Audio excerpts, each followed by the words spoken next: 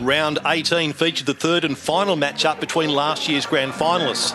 Despite winning the fourth round clash by 100 points and falling just 16 points short in round 10, the Falcons will not be playing finals footy this year.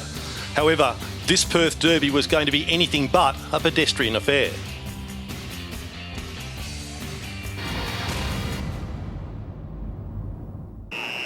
Kicks it towards the 50-metre pool. Wilson into the middle of the ground, directs it well. Lee just couldn't complete the mark. Good balance, however, recovers, punts it up towards centre half forward, gets past Sinclair. Hunt missed, handled the footy and gave it almost back to Sinclair, who kicks from 45 metres, and I think he snuck it through. So it's Alexander long in the Saliki's direction. Stephen Martin there as well. Ball hits the deck. Clever little pass. That was good football.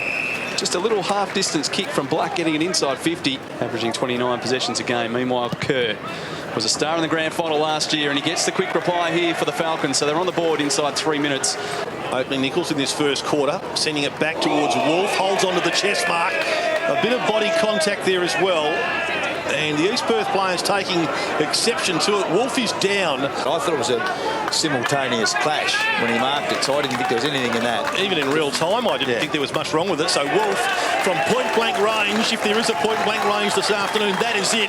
Now some space for the Royals.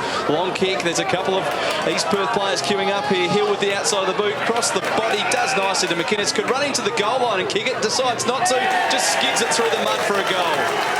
So it didn't pay off for West Perth to get it forward. That just opened space up for the Royals in their forward half. And they're out to a very commanding lead in such a low-scoring game. Howlett popped it up for Wolf. Wolf had it for a while. Taken off him by Cripps, and Cripps has snapped it, and that's gone through. Touch ball.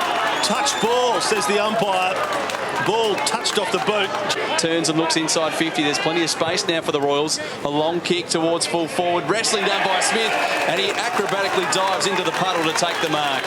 Doesn't have a great record against his old club. 22 goals in 11 games. Average of 2, which is a bit down on his career average. And this kick will just have the carry, and it's got the accuracy as well.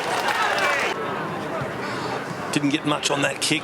Through the arms of Gordon, and Crisp with a good hand pass to Bartholomew. Now Bartholomew can line them up, set sail on goal, and West Perth get that badly needed goal after scoring their first and only previous. On a day when there were no multiple goal scorers on either side, Craig Wolf, Josh Smith, Callum Sinclair, Fraser McInnes and Jamie Cripps each kicked one for East Perth, whilst for the Falcons, Rowan Kerr and Ray Bartholomew one each. For East Perth, Brendan Lee led from the front as usual with 25 possessions. Craig Wolf, another mammoth performance by him with 28. 25 possessions for Stephen Payne in an outstanding display. Sinclair took 4 marks, had 17 possessions, did a lot of good ruck work as well. Fraser, outstanding with 14 possessions and 7 marks. 5 marks and 13 kicks to Jamie Cripps, and also kicked a goal, whilst Dobson and Howlett were also good contributors for East Perth. For West Perth, Aaron Black maintained his high level of performance. He had 16 possessions. Antonio, 13 kicks and 4 marks. 14 possessions to Kerr. He had their only goal for a long time in this match. Brown had a dozen possessions and 5 marks. Adams, a dozen. He started extremely well, taking early marks. Rasmussen, 13 possessions. Jones and Hunt, a dozen possessions, each playing well in defence. It was a big imbalance as far as the total disposal goes, with East Perth having the equivalent of 2 or 3 more players on the ground. They dominated in the air, taking 70 to 36 marks. The hit-outs 56 to 57, even that up a bit. The centre breaks went the way of West Perth, but the inside 50s really told the story, where East Perth had 43 and West Perth 24. And so it was the Royals all the way. They led by 9 points at quarter time, by 14 points at half time. It had blown out to 23 points at 3/4 time. West Perth hung in there and they reduced the margin to 21 points in the end. But it was still East Perth 5 goals 9, 39, defeating West Perth 2-6-18. Yes, thanks very much, Phil. Callum, congratulations, well played. Obviously not the conditions that Ruckman are used to, mate, but have you played in conditions any worse? Yeah, certainly wasn't a great day for footy, but, back in the VFL days, had a fair run around these conditions, but doesn't get any easier, I'll tell you that. But it's good fun. Yeah, no, mate, bad conditions, but I thought you were really good. East Perth, very dour, very hard over the at the footy and over the ball, but your game was certainly very good today. Yeah, simple game plan today was just get the ball and kick it long. So wasn't that tough, but all the boys played well, and I think we put the wind out of West Perth for the year. So that was the goal. So I've been told the boys are cold, and I've got to get you inside. Is that right? Mate, Okay, beautiful. Cheers, thanks, buddy.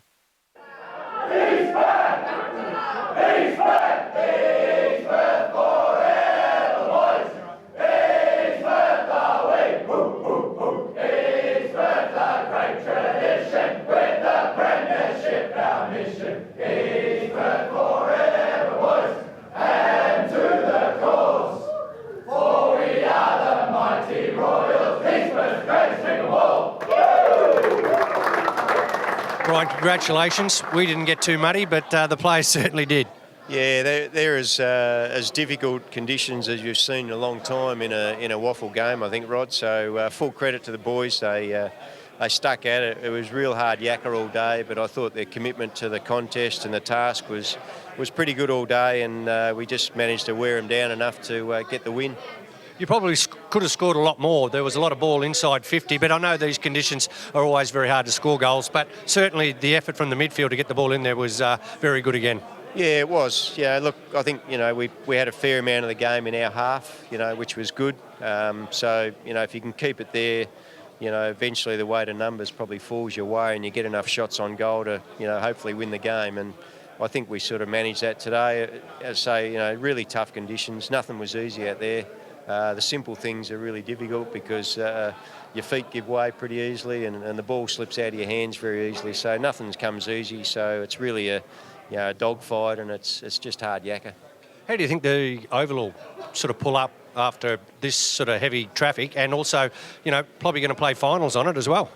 Oh, look, it was a bit similar last year, and it sort of came through by the end of the year. We need some dry weather, obviously. We need a bit of sunshine and, probably not too much training on it in the meantime, probably. So we'll see about that during the week, obviously. But it's been in pretty good shape. It was just really heavy rain last night, and today it makes it pretty hard. Your back line in fine form as well, mate. Obviously keeping the opposition to 2 goals. Very good effort.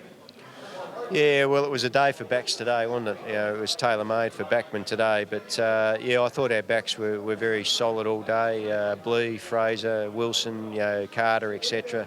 All of them really did their job and restricted the opposition pretty well, I thought. They corralled pretty well. They kept one behind, from our point of view when we needed to. So we had a player who could, grab the footy and at least kick it, gain some territory. You've probably got some of the best big men in the game as well, and I thought Callum Sinclair's game today was obviously not ruck conditions, but very solid. Oh, look, they're an advantage for us, absolutely. Johnson, Sinclair, Lycett if he's around, Fraser, McInnes, Smith, they're an advantage for us. That's absolutely the way that we see it, and they're all quality players, and, we need to...